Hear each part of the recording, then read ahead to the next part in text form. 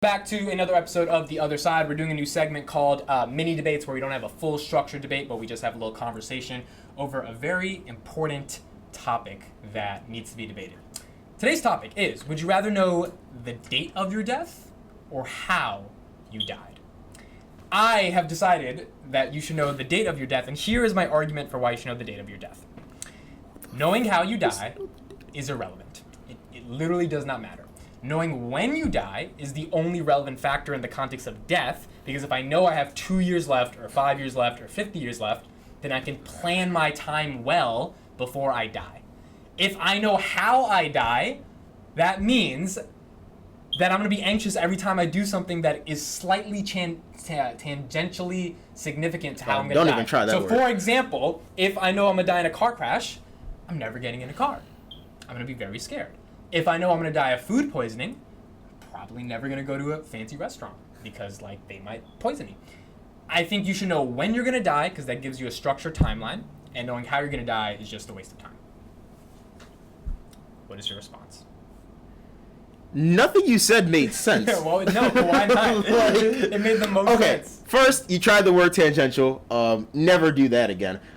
Second, knowing the date of your death doesn't mean, and this is the big argument that you've made here. We'll answer both of your arguments kind of in order, but the first argument that you made was knowing the date of your death means that you can plan out your life around that date. Yeah. Most people aren't going to do that. Knowing the date, if you know the date of your death is 50 years later, how old are you right now? 22. If I know I have till 72, it's a good thing. If you know you have till 72, you'll waste your life until you're 70. Most people. Wait, what? What type of logic? No, if I know I have till 72, that means I'm not gonna assume I have till 90. Fine. I told you you're gonna die at 72. What is your plan? What, you gotta give me some time to think about it. What? I'm not gonna take 70 years. I'm gonna figure it out.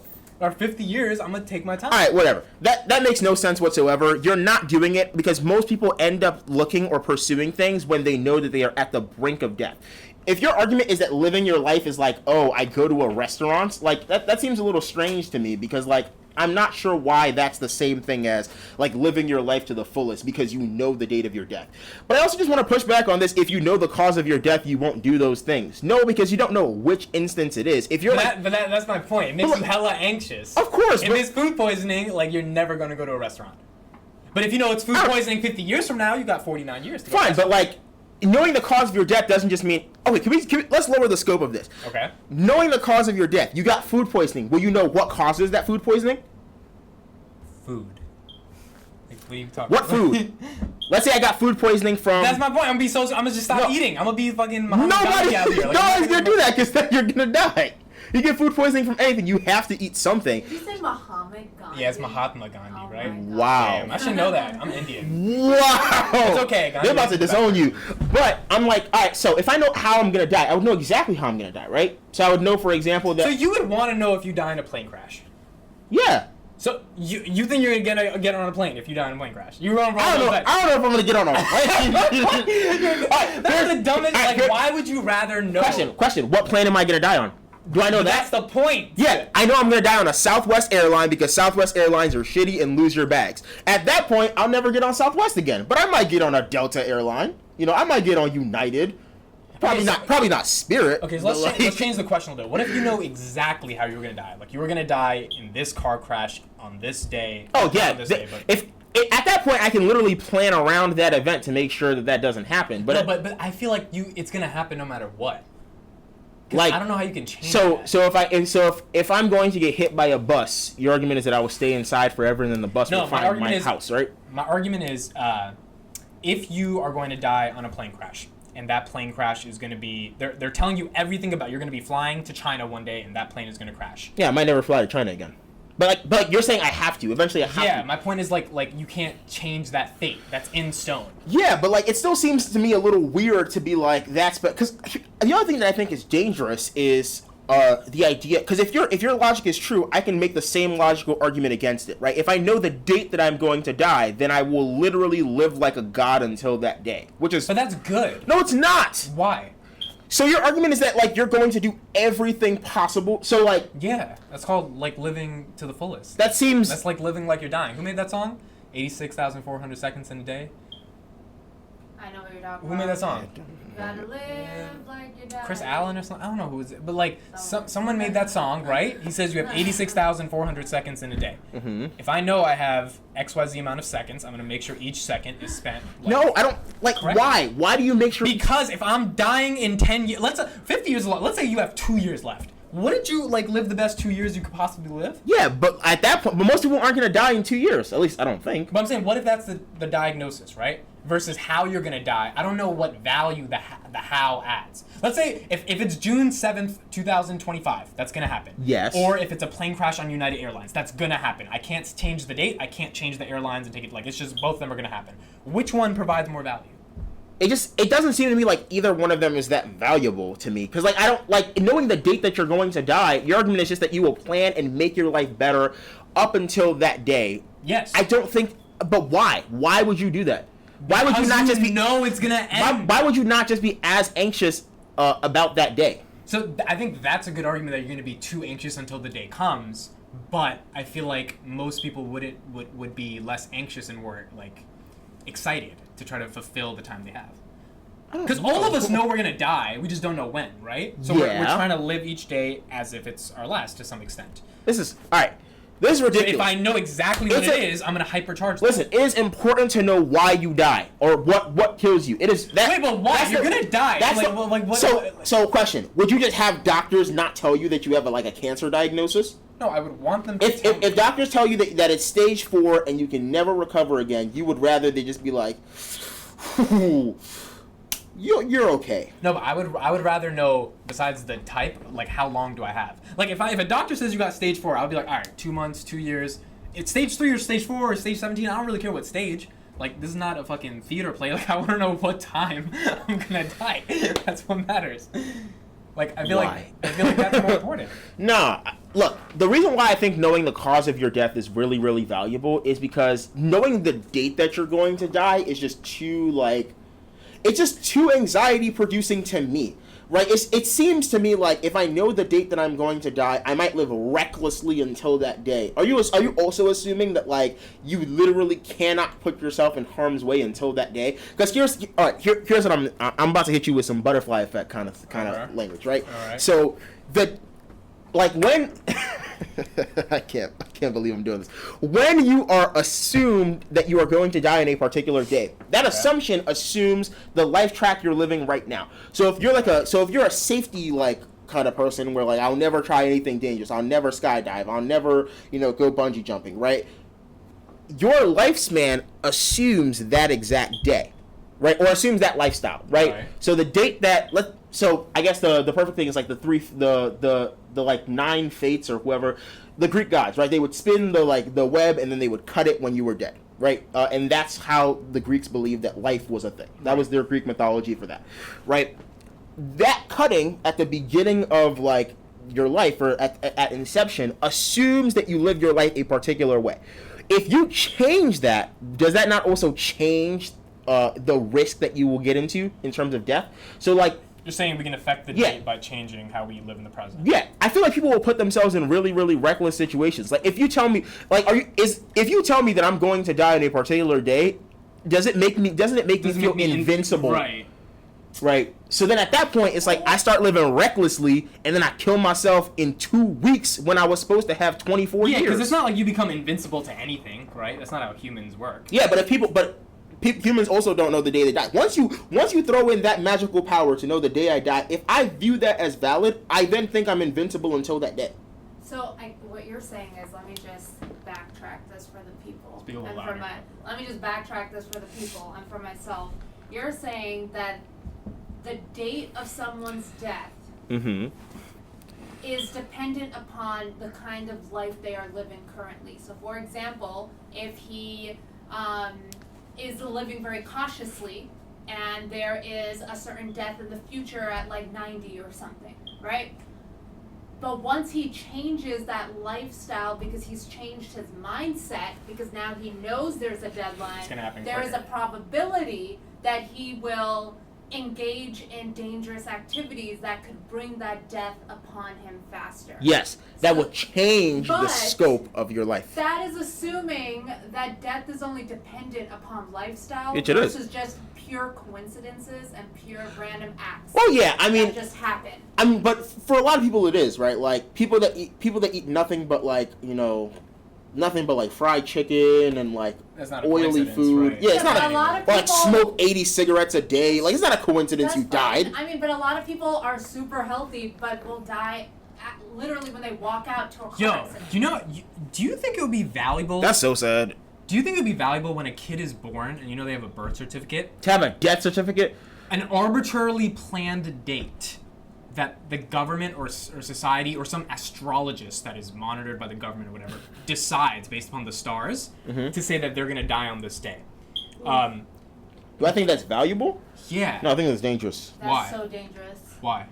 The government will tell you that you're going to die on this day. Let's say some body that the government or some governing body, whatever, created that knows how to calculate the day you're going to die. Maybe it's accurate, maybe it's not. But do you think it's valuable to present someone once they're born or like when they get conscious, 5, 6, 7 years old, that you're going to die at 45 or 73? No, don't tell that to a 7-year-old. How would they create that? I don't know. I'm just assuming we figure out how to calculate when people like this. If you guys saw Westworld season 3, low-key, actuarial scientists do this, right? Actuarial? Isn't that like the job of the job of actuarial scientists is to predict, and it's low-key messed up. My teacher, I remember her name was Miss Nagla. She was our computer science teacher, and she was like, "You're really good at math. You should do this actuarial science thing. It makes people, it's like, it gets them a lot of money." And what it is they calculate the probability of when people are going to, like, for example, die. Oh, they use the census and shit like that, right? It's like the census, your past health info, or like anything. That's some weird shit. Actuarial scientists actually use math to figure out an estimated window of when you're going to die, and then they help insurance companies, like life insurance companies, plan around so that they can maximize that, some money. and they don't have to give you money. To me, she told me that, and the first thing I thought about was, this is the scariest thing on earth, because you're asking me to examine people. You're asking me to then literally, like, almost calculate their life in my hands, and then you're asking me to use that information to help insurance companies get rich, and then the optimal scenario, the potential optimal scenario for an insurance company would be that I am so good at this that I can predict to a window when you're going to die in a manner that means that they don't have to pay you out. Wait, why would the insurance company not have to pay you out? I don't know, because they design a plan that excludes the time of your death. Like, I don't know. The point of life insurance is. Yeah, I mean, so for example, they would pick people. I don't even know how this works, but like, they would pick certain plans that means that, so if you're gonna die early, this is strange. If you're gonna die early, right, then there's they some premium or some then shit. They make you pay astronomical amounts. So like, yeah, low key, that's not a bad idea. They're like, yeah, you qualify only for this plan. That means that you have to pay $10,000 a month. And because you're gonna die early, so we need that money. And our then, actuarial scientists let us know. But the argument you're making, David, I feel like could go right back against you, because if you know the cause of your death, so for example, if you know that you're gonna die from diabetes, then what if you sort of use that same reverse into being super healthy, where you change that cause of your death? So in any instance, if you know something, your present day life is gonna change. So then in turn, do you really die on that date? Or that cause? So my point is this? in season 3 of Westworld, they had a little device scanner that let you knew when you were gonna die. Like, literally the government calculated they were so advanced in the future. Do you think that's a good thing for people to know? In order for people to try to change that trajectory. All right, what happened to that episode?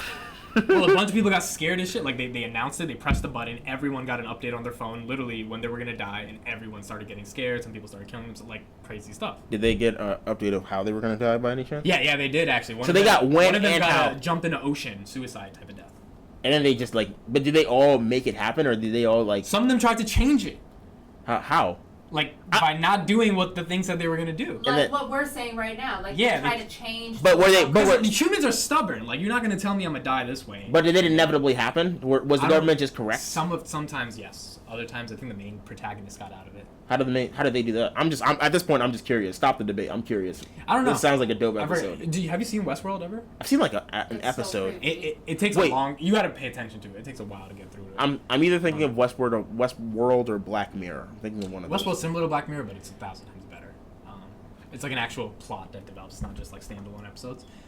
But I'm confused now. Like, I think the date of your death overall is important, and if we had a way to calculate that and we knew it.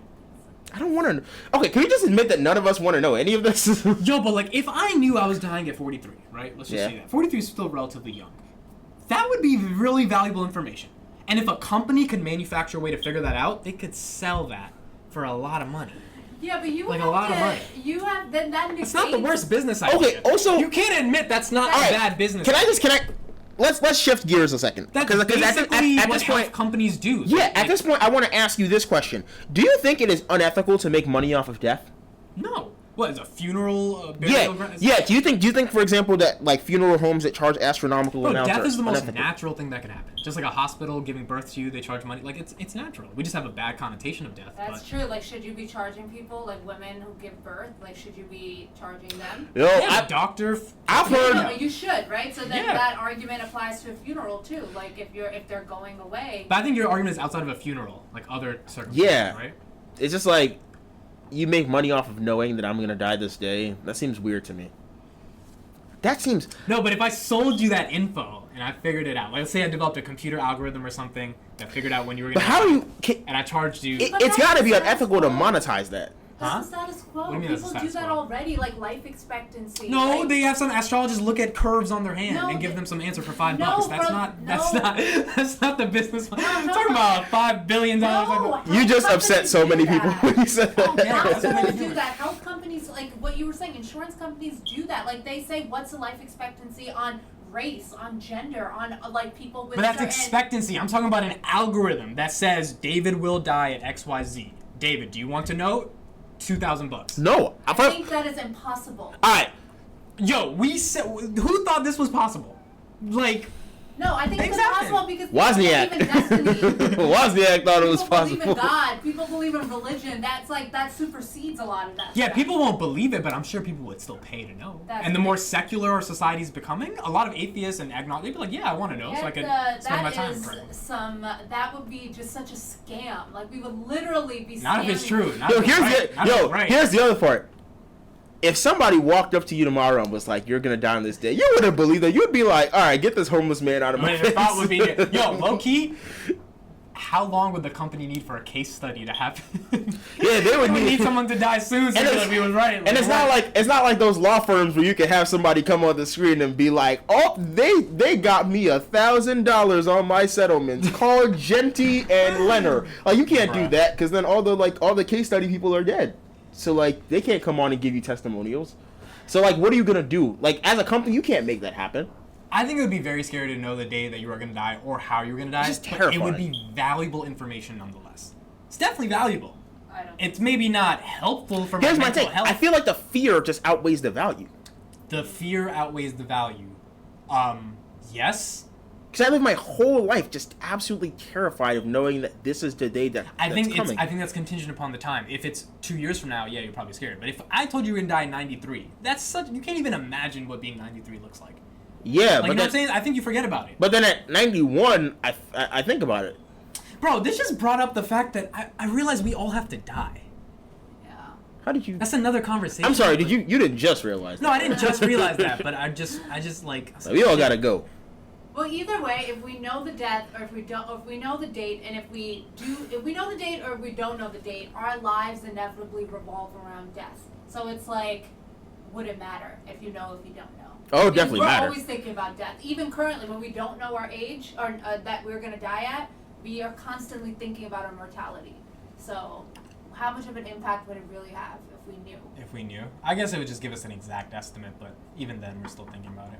I think we would think. Actually, I think we would think about it less. You would think We about would it think less. about we would think about death less because If we knew the exact day? If we knew the exact date, maybe we would fear it less. Wait, are you saying, so if I knew I was going to die of diabetes, I was going to be like, well, no point in working out now because I'm going to die of diabetes anyway. I could work out all my life and I'll still die of diabetes. Yeah, maybe it would eating Fruit Loops. Right. It would make us No, we gotta do. We gotta. You know the real business opportunity, bro. We gotta solve this death problem. I'm not doing it. We gotta. I think. Whoever Dude, does playing that, God is terrifying it's to not me. playing God. That is playing God. No, it's not, bro. Everything we've already done has been an attempt to solve the death problem. Like every human, No, it hasn't. Every human invention is basically an attempt to make your life more meaningful and purposeful. Everything we've created is not. Huh? How is paint an attempt to make your life? It colors your life, right? It gives your life more purpose. My whole argument here is that the ability to innovate unleashes new human ingenuity, which revolves around the fact that you're going to die. Like, the reason we made the iPhone, outside of it being helpful, is like it allows us to connect and communicate. Your iPhone is dead, isn't it?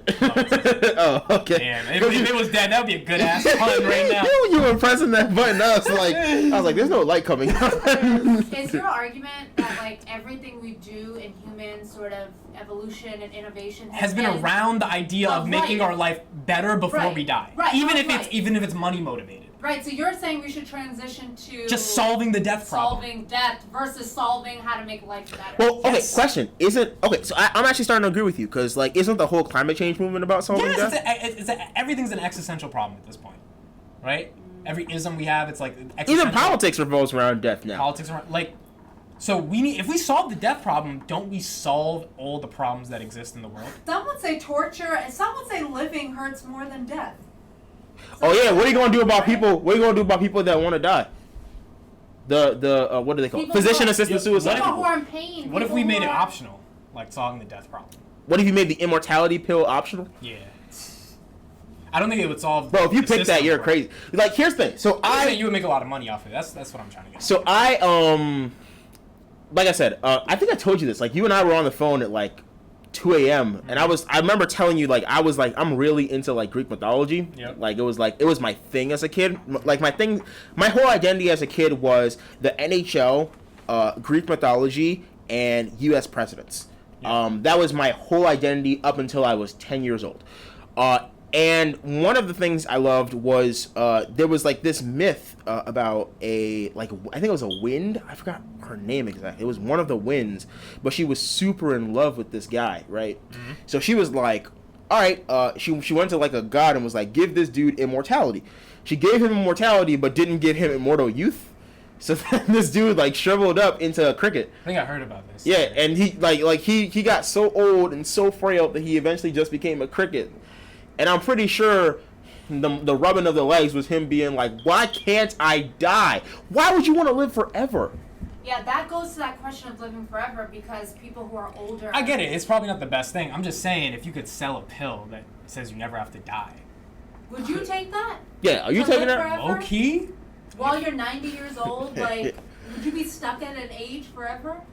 Well, it depends on I was telling you the other day, I went to a graveyard, right? And I saw these people who died in like 1837. I was looking at their tombstone. I'm like, I kind of don't want to be...